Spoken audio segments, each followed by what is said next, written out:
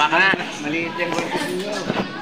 Kahit okay. Kaya mga idol, dumayo ng kain dito mga busing, dumayo ng kain sa Jollibee. May sariling baong kanin yan.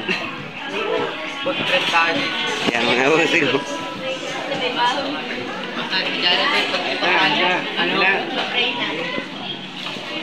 Uy, ma-pray muna, ma-pray.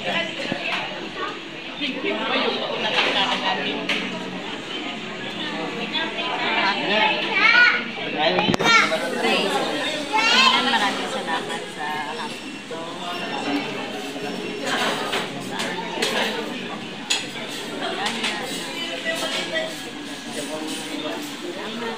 Kamay kayo.